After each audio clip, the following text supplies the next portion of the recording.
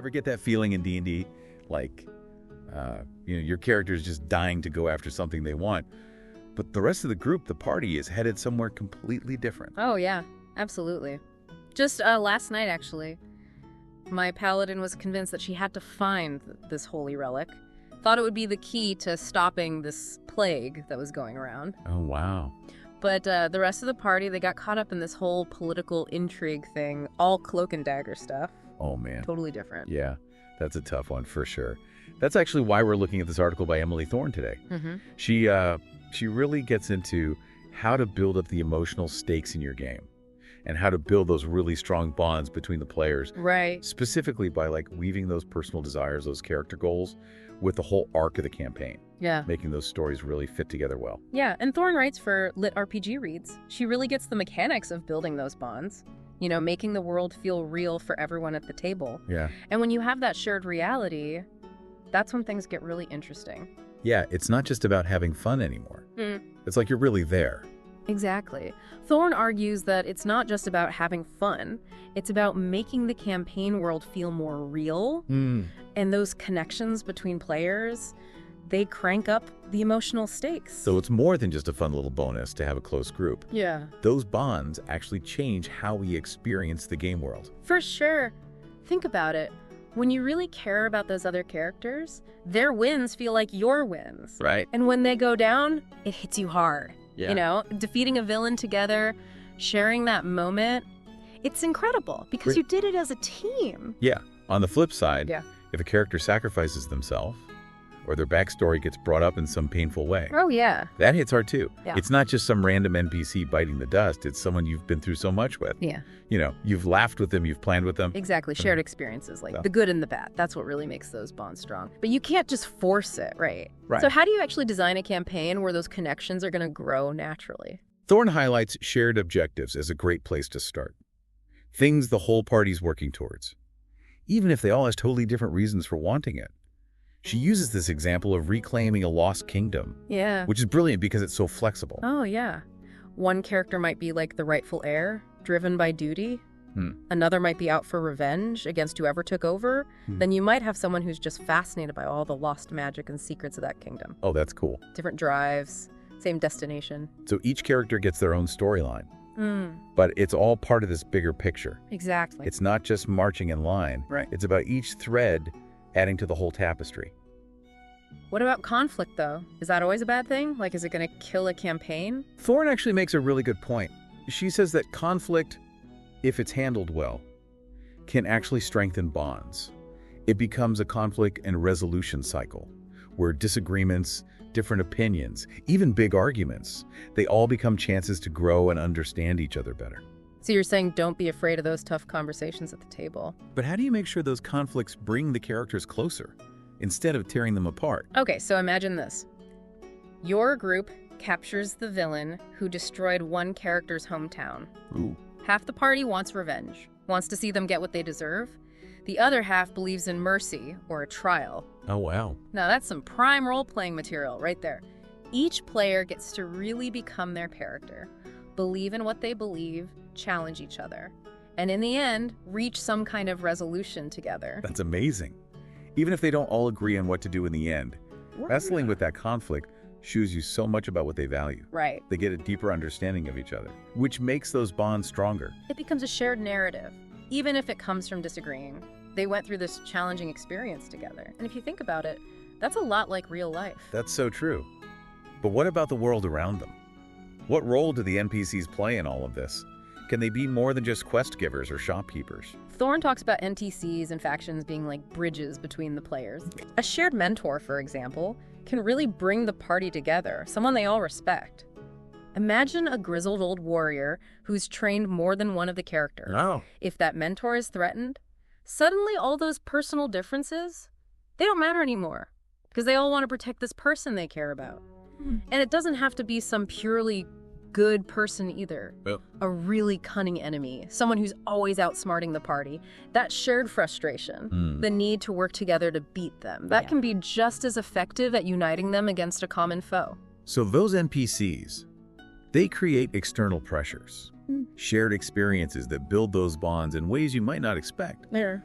But what about the individual character arcs? How do you make sure those personal storylines actually matter in the grand scheme of things? Thorne suggests tying them directly into the main story of the campaign. Okay. Let's say one player is trying to find a lost family heirloom. Classic D&D. Total classic. But instead of being just a side quest, what if that heirloom is the key to defeating the big bad? Suddenly, that personal quest has huge implications for everyone. Right. Everyone's invested.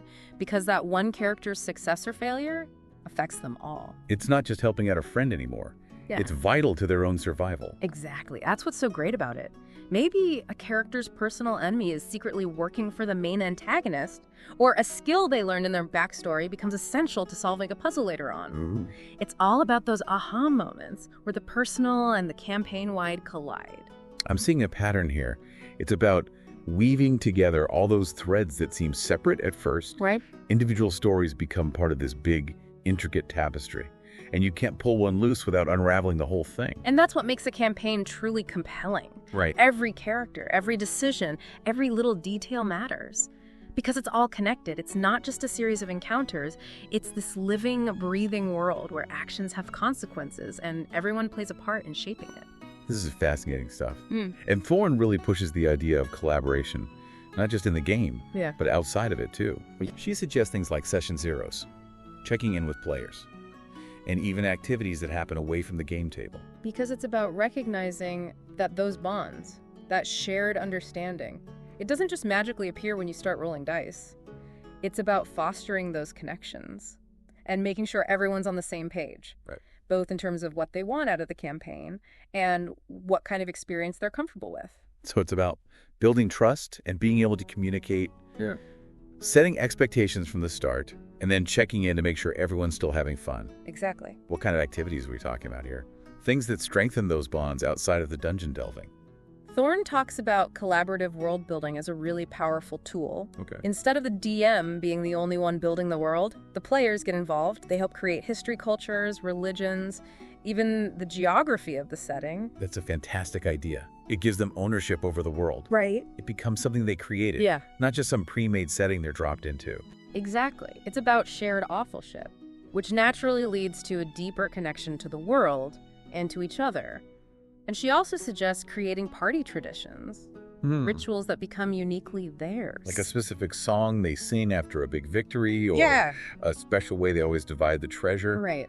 Those little things build up a history, a sense of we're in this together. It's about those little touches that turn a group of players into a party, a team with their own inside jokes, shared memories, and a sense of identity that goes beyond just their characters on a sheet.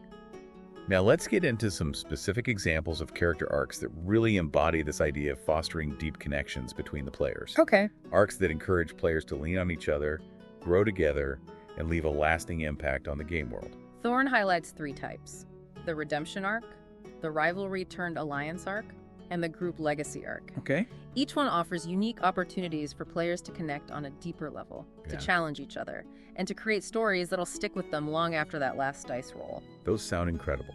Let's break them down one by one and see how they work in practice. Yeah. What does that redemption arc look like? Who are these characters, and how do they tap into those player bonds? So the redemption arc, it's all about a character who's, dealing with past mistakes, trying to make things right, atone for what they've done. Right. This kind of arc really thrives on the support and understanding of the other players. So it becomes a group effort, a shared journey towards redemption. Exactly. The other characters can offer guidance, challenge their choices, and ultimately help them become a better version of themselves. It's not just about one character's internal struggle. It's about how the party responds to it, how they offer support and hold them accountable.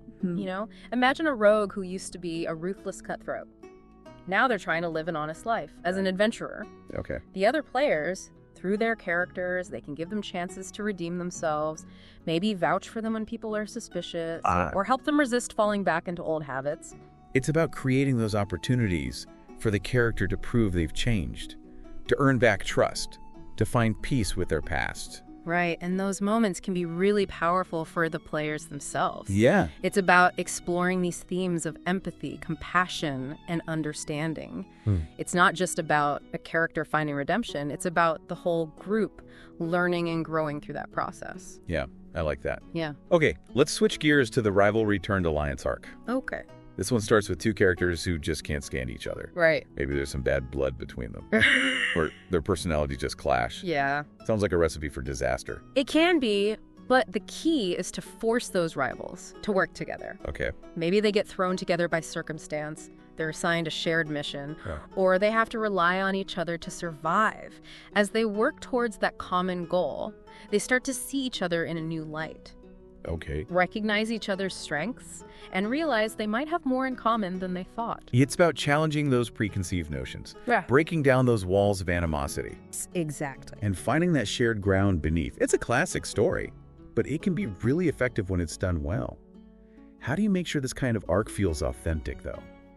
That it doesn't feel forced or fake? The rivalry has to feel organic. Maybe their backgrounds clash, Right. they have goals that conflict, or they just rub each other the wrong way. Yeah. The conflict has to feel real, not just some plot device. And as they work together, give them chances to challenge each other, to disagree, but also to see each other's strengths in action. So it's those little moments of begrudging respect, those acts of unexpected heroism Exact. that start to chip away at that wall of animosity. Right, and eventually they realize that maybe this rival isn't so bad after all.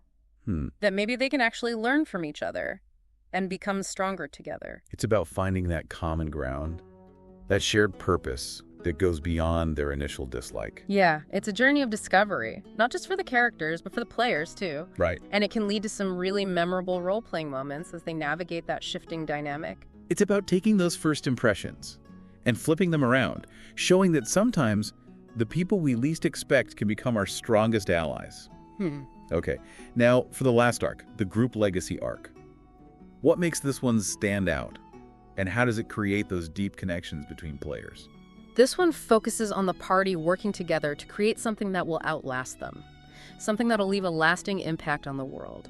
It could be founding a new city, establishing a powerful guild, or even rewriting the laws of the land. Wow. The point is, they're not just fighting for their own survival or for personal gain.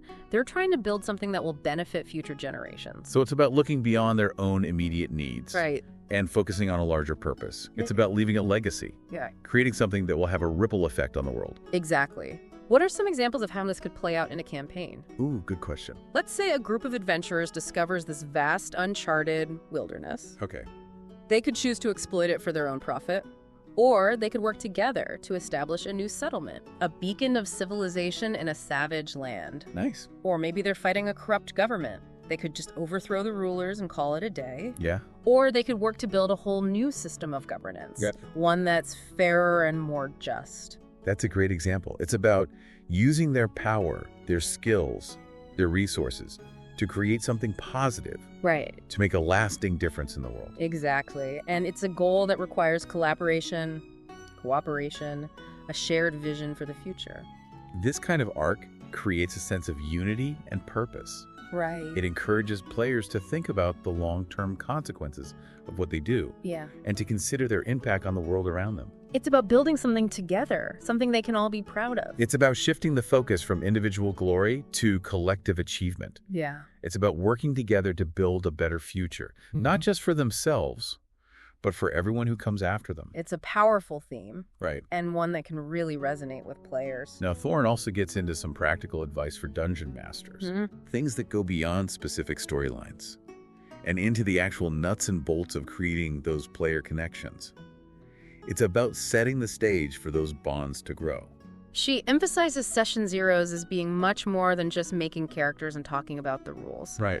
It's a chance to set expectations for the campaign, not just mechanically, but emotionally. Okay. What kind of tone are we going for? What are the boundaries? What are everyone's hopes for the story? It's like laying the foundation for a house. You have to make sure everyone's on the same page about the blueprint before you start building. Exactly. Session Zero is a time for open communication. Right. For making sure everyone feels heard and understood, and for building a shared vision for the campaign. It's also a great opportunity for players to get to know each other better, Yeah. to start building those connections outside of their characters. Thorne suggests icebreaker activities, or even just hanging out casually before the campaign officially begins. It's a great idea, especially for groups where people don't know each other well. It helps to break down those social barriers. and create a more relaxed and comfortable atmosphere. Yeah, it can make those early sessions feel less like a meeting of strangers Exactly. and more like a group of friends ready to go on an adventure together. And Thorne also stresses the importance of regular check-ins throughout the campaign. Okay, like taking the pulse of the game. Yeah, it's not a set it and forget it kind of thing. Life happens, people's interests change, and sometimes the story takes unexpected turns. Right. Regular check-ins are a chance to make sure everyone's still engaged, Yeah. that their individual arcs still feel meaningful, and that they're enjoying the overall direction of the campaign. Yeah, it's like taking the temperature of the game, making sure everyone's still feeling the heat. It's also a chance for the DM to get some feedback. Yeah. You know, to tweak things if needed and make sure everyone feels heard and like their opinion matters. Right. Open communication is so important. Thorne really advocates for making a safe and inclusive space where players feel comfortable speaking their minds, sharing their concerns. It's about building trust and respect, both in the game and outside of it. Now let's talk about those activities outside of the game. What are some examples of things DMs can do to help those bonds grow beyond the table? Collaborative world building is a great one. Get the players involved in creating the setting, you know, the history, the cultures, even the geography. Maybe they help design a pantheon of gods, or each player fleshes out a different region of the world. That's awesome. That way the world feels like something they all created together. Exactly. Something they have a stake in. Right, and it can lead to so many creative ideas. Oh yeah, for sure. It also means they're more invested in the game. When they're exploring a city they helped design or interacting with a religion they helped create, the world feels more real, more personal. Yeah. And Thorne also suggests creating party traditions. Yes. Little rituals or inside jokes that are unique to their group. Right. Maybe they have a special song they sing after every victory. Yeah. Or a tradition for how they split the treasure. Exactly. Those little things add so much flavor and build a sense of shared history. It's about those little details that seem small, but become really important to the group. Right. Things they'll remember and laugh about long after the campaign is over. And don't forget to celebrate those player achievements. Oh, yeah. Both the big ones and the small ones. Absolutely. Acknowledge those moments of brilliance, the clever strategies, the heroic deeds. Right. Maybe give them a shout out during the game. Yeah. Or work their achievements into the story somehow. It makes the players feel valued and appreciated. Sure. It reinforces the idea that this is a team effort where everyone's contributions matter. Thorne's article is a treasure trove of information. It really is. For any DM who wants to run a game where players feel deeply connected to each other, to the story, and to the world they're in, she reminds us that it's not just about rolling dice and fighting monsters. It's about creating something special together. It's about fostering those bonds of friendship and camaraderie that make D&D so much more than just a game. Yeah. And I highly recommend checking out her work on LitRPG Reads. For sure. Along with the other resources she mentions. Especially the work of Paul Bellow. Yeah. For even more great advice on how to create really engaging and meaningful gaming experiences. We've covered a lot today. We have. And Thorne's insights give us a lot to think about. So to wrap things up, we want to leave you with a question. Okay. Something to ponder as you go back to your own campaigns. What's one tradition or ritual you could create for your D&D group that would strengthen those bonds and create lasting memories? Good question. It could be something simple, something silly, or something really meaningful. Share your ideas in the comments below. We'd love to hear what you come up with. Until next time, happy adventuring.